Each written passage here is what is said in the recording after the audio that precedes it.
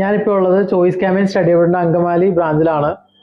നമ്മുടെ മുമ്പിലുള്ളത് Angel Maria, ഏഞ്ചലിന്റെ father എക്ടോബി ചേട്ടൻ, mother ടെസ് ചേച്ചി. അപ്പോൾ ഇന്ന് ഏഞ്ചൽ മരിയയ്ക്ക് ന്യൂസിലേക്ക് സ്റ്റുഡന്റ് വിസ അപ്രൂവ് ആയൊക്കെയാണ്. പഠിക്കാൻ പോകുന്ന കോഴ്സ് BS നഴ്സിംഗ് ആണ്.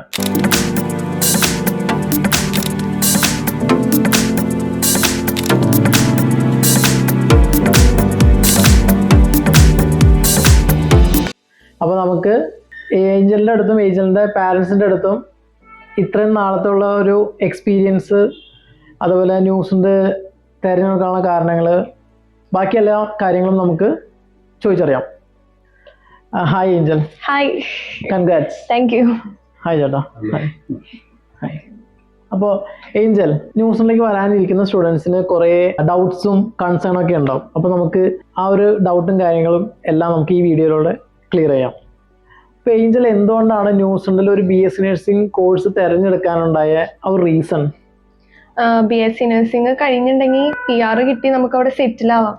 അപ്പോ അതാണ് എന്റെ മെയിൻ ഒരു ഇതുണ്ടായിരുന്നത്. അപ്പൊ അതുകൊണ്ട് ഞാൻ ന്യൂസിലാൻഡ് മെയിൻ ആയിട്ട് ചൂസ് ചെയ്തു. ഓക്കെ. പിന്നെ നമ്മൾ കൺട്രീസിനെ വെച്ച് നോക്കുമ്പോ UK അവിടെ ഒക്കെ ഇപ്പൊ നല്ല പ്രശ്നങ്ങൾ ഉണ്ടായി തുടങ്ങാണ്. അപ്പൊ ഇങ്ങനെ നോക്കുമ്പോ ഞാൻ കൺട്രീസ് നോക്കുമ്പോ ഞാൻ ന്യൂസിലാൻഡ് ഇങ്ങനെ തപ്പിയിരുന്നു. അപ്പൊ ഇങ്ങനെ അങ്കിള് വഴി ഇങ്ങനെ ചോയ്സ് ക്യാമ്പയിനെ കുറിച്ച് അറിഞ്ഞ് അങ്ങനെയാണ് ഞാൻ ഇവിടെ എത്തിയത്. അക്കാഡമിക്സും കാര്യങ്ങളൊക്കെ എക്സ്പ്ലെയിൻ ചെയ്യാമോ? എവിടെയാണ് പഠിച്ചത് കാര്യങ്ങളൊക്കെ? ഞാൻ +2 മാർത്തോമയിലായിരുന്നു. അവിടെ ഫുൾ A+ കിട്ടി. അത് കഴിഞ്ഞ് ഞാൻ ഡയറക്റ്റ് ഈ ന്യൂസിലാൻഡിലേക്ക് പോകാനുള്ള എക്സാം ഉണ്ട്, PT. അപ്പൊ PT എനിക്ക് സ്കോർ 64 ഉണ്ടായിരുന്നു. അപ്പൊ അത് കഴിഞ്ഞ് പിന്നെ പ്രോസസ്സിംഗ് ഒക്കെ സ്റ്റാർട്ട് ചെയ്തു. എങ്ങനെയുണ്ടായിരുന്നു ചോയ്സ് ക്യാമ്പയിൻസ് ത്രൂ ഈ ഒരു പ്രോസസ്സിംഗ്? അതായത് ഇനിഷ്യൽ കൺസൾട്ടേഷൻ തൊട്ട് വിസ കിട്ടിയ വരെയുള്ള ഒരു ഹാപ്പി മൂമെന്റ്സ് ഉണ്ടാവുമല്ലോ, അതൊക്കെ ഒന്ന് എക്സ്പ്ലെയിൻ ചെയ്യാമോ? ഞാൻ ഇവിടുന്ന് പപ്പായുടെയും മമ്മിയുടെ കൂടെ കാലടിയിലേക്കാണ് ഫസ്റ്റ് പോയത്. അവിടെ പോയിട്ട് ചേട്ടൻ ഉണ്ടായിരുന്നു. അപ്പോൾ ഞങ്ങൾ ഇങ്ങനെ എല്ലാവരും കൂടി സംസാരിച്ച് അങ്ങനെ ഞങ്ങൾ ഓഫർ ലെറ്ററിന് വേണ്ടിയുള്ള സംഭവങ്ങളൊക്കെ ചെയ്തു. അപ്പോൾ അവിടെയുള്ള ആളുകളൊക്കെ നല്ല ഫ്രണ്ട്ലി, നല്ല സപ്പോർട്ടിങ് ആയിരുന്നു through out the process from the beginning തൊട്ട്. അപ്പോൾ നമുക്ക് എന്ത് പ്രശ്നങ്ങൾ ഉണ്ടെങ്കിൽ കൂടെ നമ്മുടെ കൂടെ ഉണ്ടായിട്ട് നമ്മുടെ കൗൺസിലിംഗ് ചെയ്ത് നമുക്ക് വല്ല ടെൻഷൻസ് ഉണ്ടെങ്കിൽ അതൊക്കെ സോൾവ് ചെയ്ത് നമുക്ക് ഇതാക്കി തരും. അപ്പോൾ വിസ പ്രോസസ്സിംഗ് സൂപ്പറായിരുന്നു. ചില സ്റ്റുഡൻസ് മെയിൻലി പറയാലോ, ഓസ്ട്രേലിയയിൽ പുതിയ റൂൾ വന്നേ പിന്നെ ഭയങ്കര റിജക്ഷൻ ആണ്. അതായത് ഇന്ത്യയിൽ നിന്ന് വരുന്ന ആപ്ലിക്കേഷൻ ലെവൽ 3 ആണ്, ഹൈ റിസ്ക് കൺട്രി ആയിട്ടാണ് എന്താണ് നോക്കുന്നത്. ഇപ്പോൾ വിസ രജിസ്ട്രേഷൻ ഭയങ്കര കൂടുതലാണ്. അപ്പോൾ കാനഡയിൽ റിജക്ഷൻ ആയ കുറേ കുട്ടികളുണ്ട്, അതായത് BS നഴ്സിംഗിന് അപ്ലൈ ചെയ്തിട്ട്. അപ്പോൾ അവർക്കൊരു ന്യൂസിലാൻഡ് ആക്കുന്നതിൽ എന്താണ് ഏഞ്ചലിന് പറയാനുള്ളത്? ന്യൂസിലാൻഡ് എന്തായാലും ആക്കാം. കാരണം ഇപ്പൊ ന്യൂസിലാൻഡ് എനിക്ക് തോന്നുന്നു എല്ലാ കൺട്രീസിലും വെച്ച് ഏറ്റവും നല്ല ബെസ്റ്റ് ഓപ്ഷൻ ആണ് പോവാൻ വേണ്ടിയിട്ട്.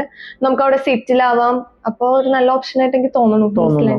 ഈ BS നഴ്സിംഗ് അല്ലാണ്ട് വേറെ ഏതെങ്കിലും ഓപ്ഷൻസ് നോക്കിയായിരുന്നോ +2 കഴിഞ്ഞപ്പോ? ഇല്ല, ഞാൻ മെയിൻലി ഹെൽത്ത് സെക്ടറിലാണ് നോക്കിയത്. അപ്പോ BS നഴ്സിംഗ് ഞാൻ ചൂസ് ചെയ്തു. അത് ഏറ്റവും ബെസ്റ്റ് ഓപ്ഷൻ ആണ്. അതായത് ഹെൽത്ത് എപ്പോഴും ജോലി സാധ്യത ഉള്ളതാണ്.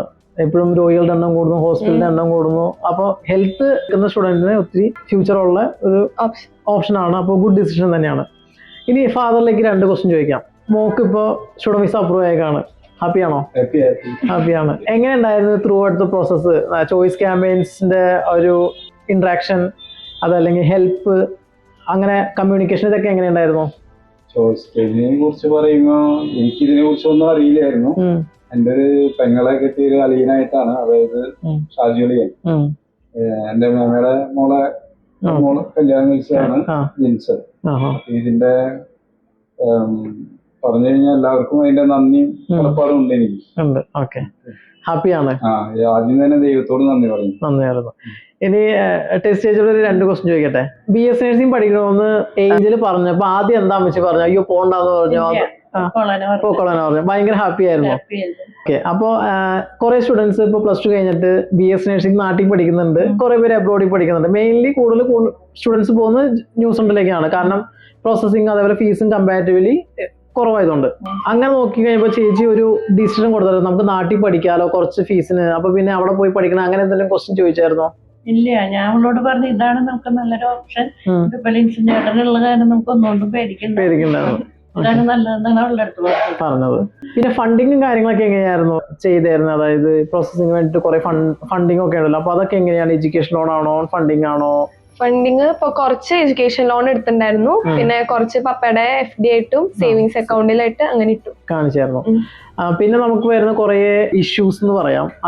ഇപ്പൊ വരുന്ന സ്റ്റുഡൻസിൽ കുറേ സ്റ്റുഡൻസിന് കൺസേൺ ആണ്. അവർ കുറേ കൺട്രിയിൽ നോക്കിയിട്ടുണ്ടാവും. ന്യൂസിലൻഡ്, ഓസ്ട്രേലിയ മെയിൻ ആയിട്ട് നോക്കിയിട്ടുണ്ടാവും. അപ്പോൾ ഓസ്ട്രേലിയ വരുമ്പോൾ 3 വർഷത്തെ ITR വേണം, സ്ട്രോങ് ആയിട്ടുള്ള റീപേയ്മെന്റ് വേണം, ITR വേണം, അങ്ങനെ കുറേ കൺസേൺ ഉണ്ട്.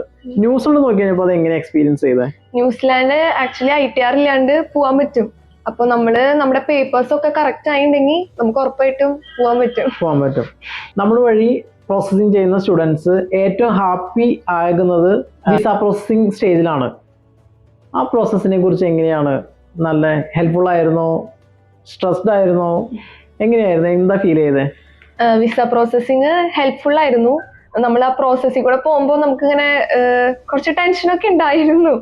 അപ്പൊ പിന്നെ ഇവിടുത്തെ വിളിച്ച് ഇങ്ങനെ നമ്മൾ ആശ്വസിപ്പിക്കായിരുന്നു. അങ്ങനെ പിന്നെ വിസ അടിച്ചു. അപ്പൊ ഭയങ്കര ഹാപ്പി.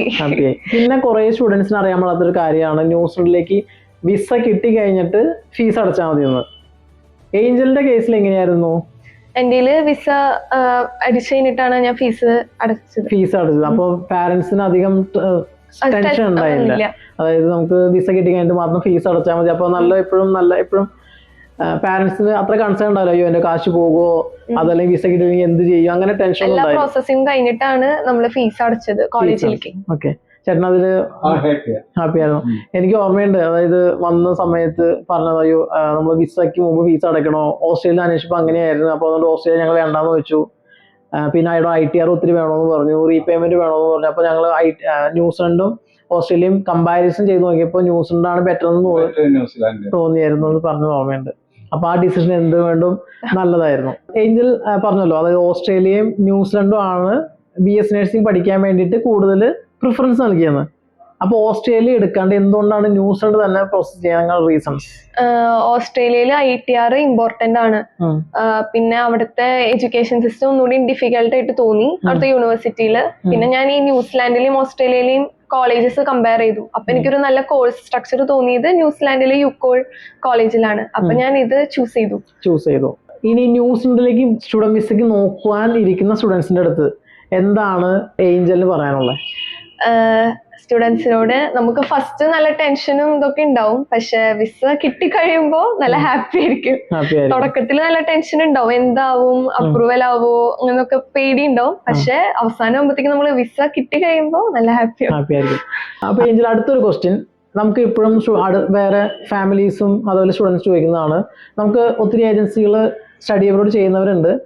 അപ്പൊ എന്തിന് ആണ് ചോയ്സ് ക്യാമ്പയിൻസ് തിരഞ്ഞെടുക്കണമെന്ന് ചോദിക്കാറുണ്ട്. അപ്പൊ അതിനുള്ളൊരു ആൻസർ ഏഞ്ചലിന്റെ എക്സ്പീരിയൻസ് വെച്ചൊന്ന് പറയാൻ പറ്റുമോ? ഇപ്പൊ ചോയ്സ് ക്യാമ്പയിനെ കുറിച്ച് ഞാൻ അറിഞ്ഞത് അങ്കിള് വഴിയാണ്. അപ്പൊ അങ്ങനെ ചേട്ടൻ്റെ അടുത്ത് വന്ന് ഇങ്ങനെ കണക്ട് ചെയ്തപ്പോ അങ്ങനെ സംസാരിച്ചപ്പോ എനിക്ക് നല്ലതായിട്ട് തോന്നി. പിന്നെ ഞാൻ ഇങ്ങനെ റിസർച്ച് ചെയ്തിരുന്നു ഗൂഗിളിലൊക്കെ പോയിട്ട്. അപ്പോ ചോയ്സ് ക്യാമ്പയിൻ ന്യൂസിലാൻഡ് സ്പെഷ്യലൈസ് ചെയ്തതാണ്. അപ്പൊ അതുകൊണ്ട് ഞാൻ ചോയ്സ് ക്യാമ്പയിൻ എടുത്തു. അപ്പൊ എനിക്ക് ഹാപ്പിയാണ്. ഓക്കെ, അടുത്ത ക്വസ്റ്റ്യൻ ഉള്ളത്, ഇപ്പൊ വിസ കിട്ടി കഴിഞ്ഞിട്ട് നെക്സ്റ്റ് എന്താണ് നമ്മുടെ ചോയ്സിന്റെ ഓഫീസിൽ നിന്ന് അക്കോമഡേഷൻ അറേഞ്ച്മെന്റ്, അതേപോലെ എയർപോർട്ട് പിക്കപ്പ് കാര്യങ്ങളൊക്കെ റെഡി ആക്കിയിട്ടുണ്ടോ? അതിന്റെ കാര്യങ്ങളൊക്കെ എങ്ങനെയാണ്? ഏജൻസി തന്നെ എല്ലാം റെഡി ആക്കിയിട്ടുണ്ട്. ഫ്രം ദ ബിഗിനിങ് തൊട്ട് എല്ലാം അവര് കവർ ചെയ്തിട്ടുണ്ട്. അപ്പൊ അതിലും ഹാപ്പിയാണ് പാരന്റ്സ്. അതിലും ഭയങ്കര ഓക്കെ.